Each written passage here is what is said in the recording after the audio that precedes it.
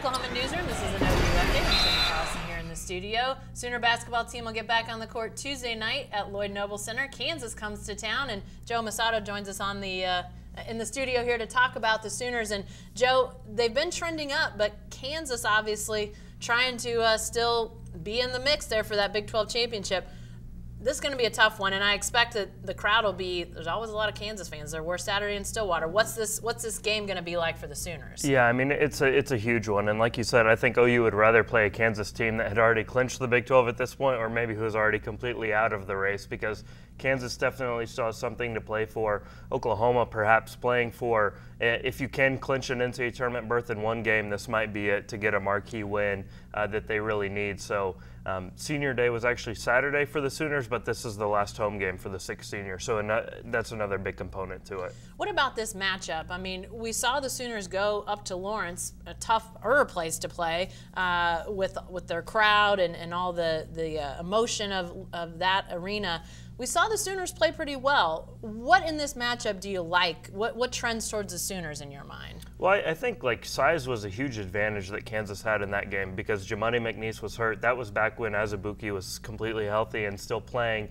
Dedrick Lawson was the difference maker, and they've got to find a way to slow him down. But it's just two completely different teams. That was back when, you know, Oklahoma just completed 11-1 non-conference schedule. That was the first home game or first conference game of the year back on January 2nd, I think. So fast forward a couple months, and here we are now. You mentioned earlier that this win for OU, if they beat Kansas, could be an NCAA clincher in essence.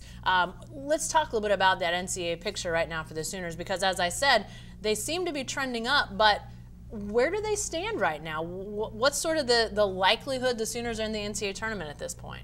I think right now it's a little better than 50-50. I mean, you look at it, they might be a history-making NCAA tournament team with their conference record, what it is right now at 6-10.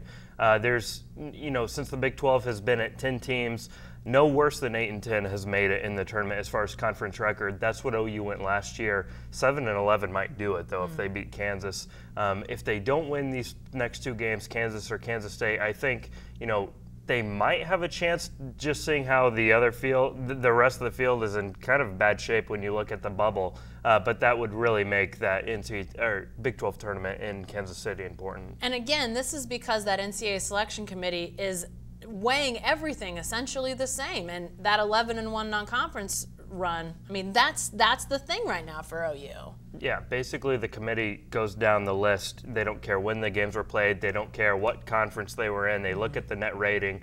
They look at other metrics, and that's how they decide. I mean, you look at a November home game against Wofford, that's OU's best win as far as the net. Wofford's ranked 18th. They're undefeated in the Southern Conference. So that game is weighed just as much as this Kansas game is going to be weighed. Yeah, it's a whole different way of looking at NCAA tournament selections. It may take us a little bit of time to get used to this. But if Oklahoma does beat Kansas on Tuesday or go to Kansas State, another really highly ranked team, win on the road, that could be enough to get them in. We'll see. We'll have all your coverage here, so be sure to stay with the best coverage team anywhere at newsok.com and every day in the Oklahoman.